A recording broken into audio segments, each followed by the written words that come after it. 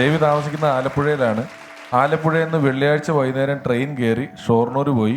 ശനിയും ഞായറും കലാമണ്ഡലത്തിൽ ഡാൻസ് പഠിച്ചിട്ട് ഞായറാഴ്ച വൈകുന്നേരം ട്രെയിൻ കയറി തിരിച്ച് ആലപ്പുഴ വന്ന് 5 ദിവസം കോളേജിൽ പോയിട്ട് അടുത്ത വെള്ളിയാഴ്ച വീണ്ടും പോയിട്ട് അങ്ങനെ വർഷങ്ങളോളം പോയി പഠിച്ച് ഏതോ ഒരു റാങ്ക് മേടിച്ചിട്ടുണ്ട്. ഭരതനാട്യത്തിൽ BA-ക്കും MA-ക്കും ഫസ്റ്റ് റാങ്ക് ആയിരുന്നു. ഭരതനാട്യത്തിൽ BA-ക്കും MA-ക്കും ഫസ്റ്റ് റാങ്ക് ഉള്ള ആളാണ് ദേവി അന്തന എന്ന് പറയുന്നത്. അത് മാത്രമല്ല, നമ്മൾ സ്റ്റേജ് പരിപാടികൾക്കൊക്കെ പോയാൽ ഈ ദേവി എന്ന് പറയുന്നത് ഒരു 3 സ്കിറ്റിലുണ്ടാവും. ഈ സ്കിറ്റ് കഴിഞ്ഞാൽ വിത്ത് ഇമീഡിയറ്റ് എഫക്റ്റ് അടുത്ത ഡാൻസിലുണ്ടാവും. ഇവർ ഡാൻസ് കളിക്കുമ്പോൾ നമുക്ക് റെസ്റ്റ് ഉണ്ടെങ്കിലും നമ്മുടെ കൂട്ടത്തിൽ തന്നെ സ്കിറ്റും നമ്മുടെ കൂട്ടത്തിൽ തന്നെ ഡാൻസും എല്ലാ ഏരിയയിലും വളരെ ആക്റ്റീവായിട്ട് 2-2.5-3 മണിക്കൂർ ഷോയിൽ ഒരു പരിഭവങ്ങളുമില്ലാതെ പ്രകടനം കാഴ്ചവെച്ചുകൊണ്ടിരിക്കുന്ന ഒരാളാണ് ദേവി. വളരെ വളരെ ആത്മാർത്ഥമായിട്ട്. ദേവിയുടെ അനിയൻ യുനെസ്കോ അംഗീകരിച്ചിട്ടുള്ള കൂടിയാട്ടം എന്ന് പറയുന്ന അതിന്റെ എന്തെങ്കിലും റാങ്ക് ഉണ്ടെങ്കിൽ അത് മേടിച്ചിട്ടുള്ള ഒരുത്തനാണ് ദേവിയുടെ അനിയൻ എന്ന് പറയുന്നത്. അവൻ വലിയ കൂടിയാട്ടം കലാകാരനാണ് ദേവിയുടെ അനിയൻ. അനിയന്റെ പേര് ചാരു അഗരു. ഞാൻ പണ്ട്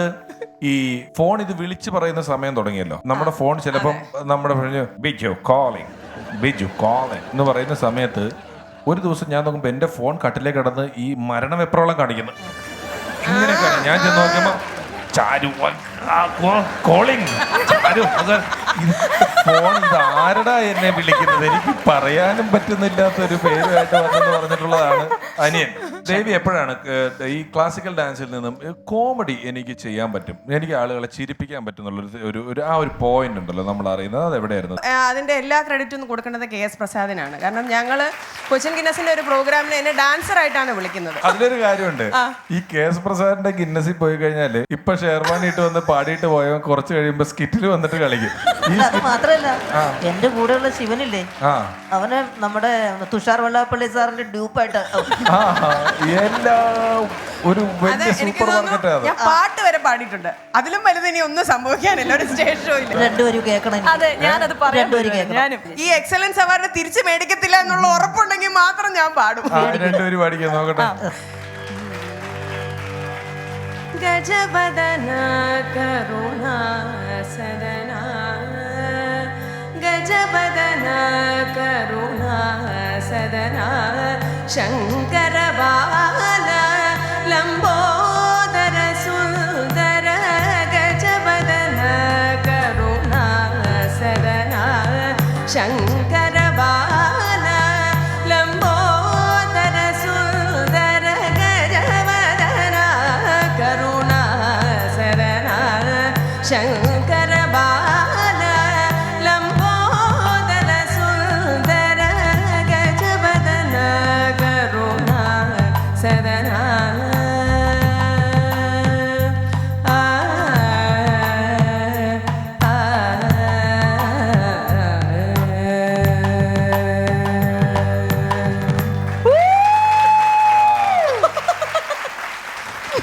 ഈ ദേവിയുടെ ഹസ്ബൻഡ് കിഷോർ പാട്ടുകാരനാണ്, ഗംഭീര പാട്ടുകാരനാണ്. നമ്മുടെ ഇഷ്ടം പോലെ ഷോകൾക്ക് പാട്ട് പാടിക്കൊണ്ടിരുന്ന ആളാണ്.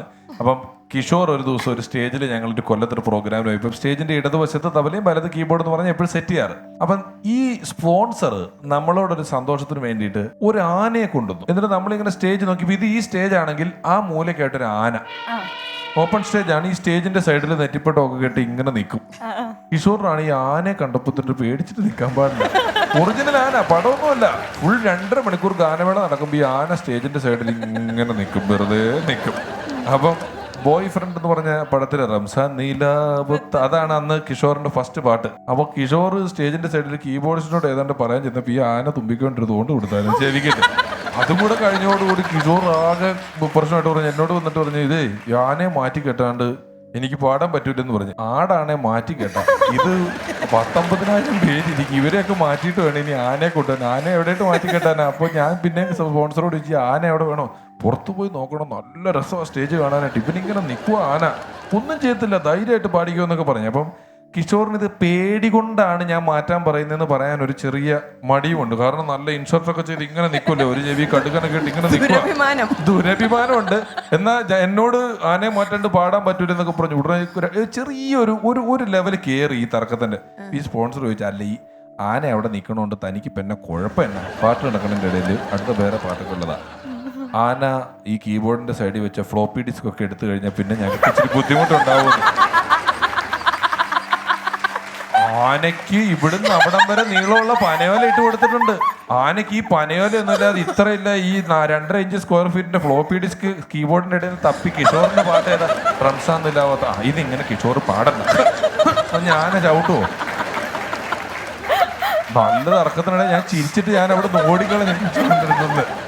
ഹ്യൂമറുമായി ബന്ധപ്പെട്ട് ഈ പറഞ്ഞതിലുള്ള ഇതിൻ്റെയൊക്കെ ഒരു തുടക്കമാണ് ചാക്യാർ കൂത്തും ചാക്യാർ കൂത്തിനിടയിലുണ്ടായ സംഭവത്തിൽ നിന്നുണ്ടായ ഓട്ടംതുള്ളൽ. ഇത് രണ്ടുമാണ് ഈ സൈസ് ഒരു സറ്റയർ ഹ്യൂമറിന്റെ തുടക്കം എന്ന് നമുക്ക് പറയാവുന്നത്. അതിപ്പോ ഇവിടെ വന്ന ഒരു സ്റ്റാൻഡപ്പ് കോമഡിയനും ഈ വേദിയിൽ അവതരിപ്പിക്കാൻ പറ്റുന്നതാണ് ഇതുവരെ വന്നവരിൽ നിന്ന് എനിക്ക് തോന്നിയില്ല. പറ്റുന്നവരുണ്ടാവും, നമുക്ക് അങ്ങനെ ചോദിക്കേണ്ട ആവശ്യകത വന്നിട്ടില്ല. പക്ഷെ അത് ഈ വേദിയിൽ ദേവി നമുക്ക് വേണ്ടി അതിന്റെ രണ്ടിന്റെ ഒരു കഷ്ണം അവതരിപ്പിച്ചു തരും. കാണിക്കണം ചേച്ചി.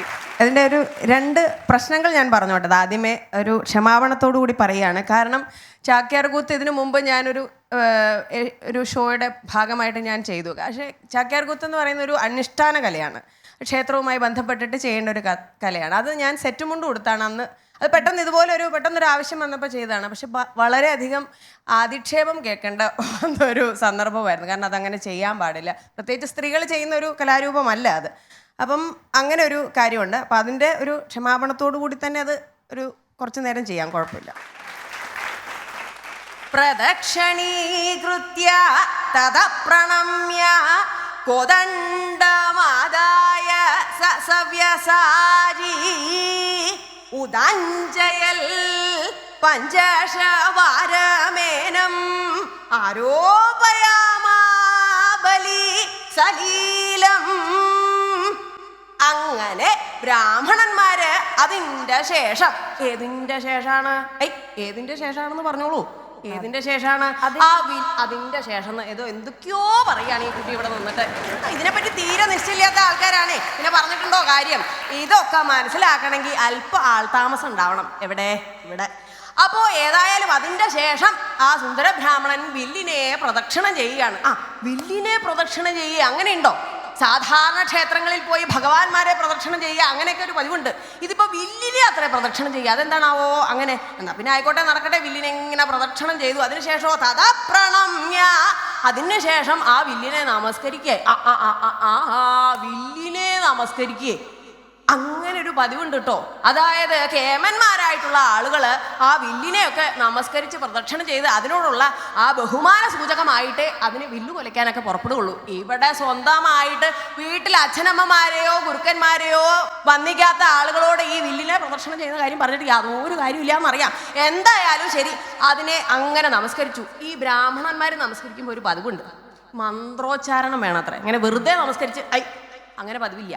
അപ്പൊ മന്ത്രം വേണം. ഇപ്പൊ മന്ത്രം ചൊല്ലുക വില്ലിനെ നമസ്കരിക്കാനായിട്ട്? ബ്രാഹ്മണൻ, ഞാനൊരു മന്ത്രം ഉണ്ടാക്കാം. മന്ത്രം ഉണ്ടാക്കാനൊക്കെ പറ്റുന്ന ഒരാളാണെന്ന് കണ്ടാ പറയില്ല കേട്ടോ. എന്നാ ആയിക്കോട്ടെ, നടക്കട്ടെ. എന്താ ഇപ്പൊ മന്ത്രം ചൊല്ലുക? ഒരു മന്ത്രം കിട്ടി. മന്ത്രം കിട്ടിയോ? എന്നാ ആയിക്കോട്ടെ, ഒന്ന് ചൊല്ലു. ജരാസന്ധന്റെ പല്ലു കളഞ്ഞ വില്ലായ നമ. എന്താ? ഒന്നുകൂടെ പറയൂ. ജരാസന്ധന്റെ പല്ലു കളഞ്ഞ വില്ലായ നമ. ഇതൊരു മന്ത്രോ? സാരിടോ, ഇപ്പൊ ഇതെങ്കിലും കിട്ടിയത് ഭാഗ്യ. ഉള്ളത് വെച്ച് അങ്ങോട്ട് പോവുക. എന്നാ ശരി, ആയിക്കോട്ടെ. എല്ലാരും പുറപ്പെടുകയായി. എന്താണ്? ഈ നമസ്കരിക്കാൻ പുറപ്പെടുക. ജരാസന്ധന്റെ പല്ലു കളഞ്ഞ വില്ലായ നമ.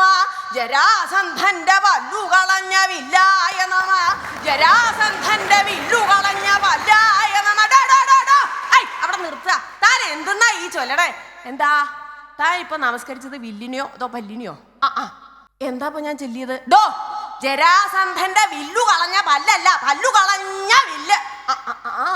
ഒരക്ഷരത്തിന്റെ വ്യത്യാസമേ ഉള്ളൂ കേട്ടോ ഈ വില്ലും പല്ലും തമ്മില്. പക്ഷേ മന്ത്രം പിഴച്ചാൽ എല്ലാം പിഴച്ചു. അതുകൊണ്ട് ദൈവത്തെ ഓർത്ത് പിഴവ് സംഭവിക്കാതെ നോക്കുക ജീവിതത്തിൽ. അത്രേ പറയാനുള്ളൂ. സൂപ്പർ ദേവി ചേച്ചി, പൊളിച്ചു. ഇവർക്കും നമുക്കും വേണ്ടിയിട്ട് ഇതൊരു ഹാസ്യത്തിന്റെ വേദിയാണെന്നിരിക്കെ ഓട്ടംതുള്ളലിന്റെ ഒരംശം. അതെ, അത് അംശം ചെയ്യുന്നതിനൊരു ചെറിയൊരു പ്രശ്നം എന്ന് പറഞ്ഞാൽ ഇതിന്റെ പിൻപാട്ട് പാടണം. ഇതിനൊരു സഹായി എനിക്ക് ആവശ്യമുണ്ട്. അപ്പോൾ നമ്മുടെ കൂടിയാട്ടംകാരനായ അനിയനാണല്ലോ കൂടെ വന്നത്. ചാരു, അകരു, വരൂ. മുൻപാട്ടിന് ഞങ്ങൾ രണ്ടുപേരും ഉണ്ട്.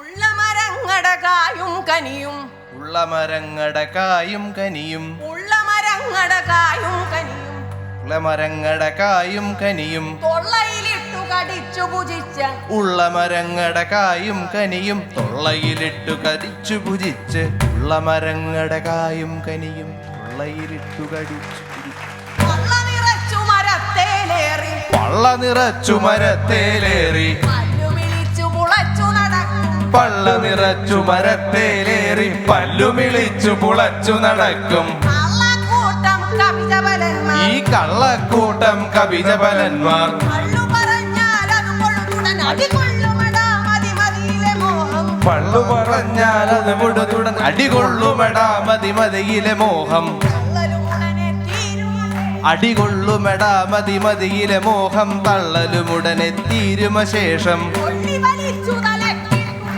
കൊള്ളി വലിച്ചു തലക്കിട്ടുടനടി കൊള്ളി വലിച്ചു തലക്കിട്ടുടനടി കൊള്ളിക്കും ഞാൻ വാലു പിടിച്ച് ഞാൻ കാലു പിടിച്ച് കൊള്ളിക്കും ഞാൻ വാലു പിടിച്ച് തുള്ളിക്കുന്നുണ്ടത്രയുമല്ല തുള്ളിക്കുന്നുണ്ടത്രയുമല്ല ചേച്ചി ഗംഭീരം ഗംഭീരം. ചാരു ഗംഭീരമായി, ദേവി അതിനേക്കാളും ഗംഭീരമായി. നമ്മുടെ ഷോകൾക്കൊന്നും നമുക്ക് ഇതൊന്നും കാണാനും പറയാനുള്ള അവസരങ്ങൾ കിട്ടുന്നില്ല.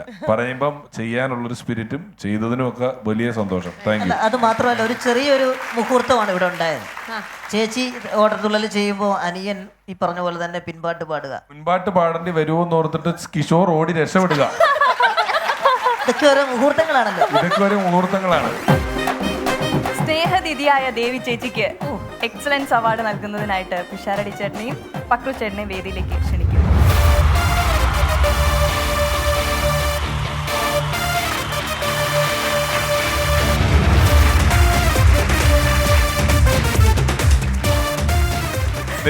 ദേവിയുടെ പ്രതിഭയും അല്പസമയമാണ് നമുക്ക് ദേവി ഇവിടെ വന്നു പോകുന്നത്. ആ ഒരു അല്പസമയം കൊണ്ട് നമ്മളെ ഈ ഒരു വേദി ഇതിനു മുമ്പ് കണ്ടിട്ടില്ലാത്ത തലങ്ങളിലൂടെ കൃത്യമായി കൈപിടിച്ച് കൂട്ടിക്കൊണ്ടുപോകാൻ ദേവിക്ക് സാധിച്ചു. അത് ദേവിയുടെ ഒരു പ്രതിഭ തന്നെയാണ് നമ്മളെ കാണിക്കുന്നത്.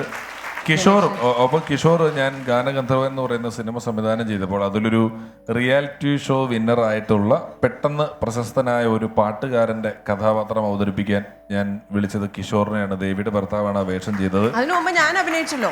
അത് ആദ്യത്തെ സിനിമയിൽ വളരെ ഗംഭീരമായിട്ട് ആ വേഷം കിഷോർ ചെയ്തു. അങ്ങനെ എല്ലാവിധ ആശംസകളും പറയുന്നു. വിളിച്ചപ്പോൾ വന്നതിന് നന്ദി. ഇനി ഞങ്ങളുടെ ആദരവ് ഏറ്റുവാങ്ങുക. തീർച്ചയായിട്ടും ഇതൊരു അംഗീകാരം തന്നെയാണ്. കാരണം ദേവി അർഹിക്കുന്ന ഒരു അംഗീകാരം. അത്രയും മൾട്ടി ടാലന്റഡ് ആയിട്ടുള്ള ഒരു ആർട്ടിസ്റ്റാണ്. അഭിമാനമാണ്. ഞങ്ങളുടെയൊക്കെ വളരെ വലിയൊരു സന്തോഷം തന്നെയാണത്.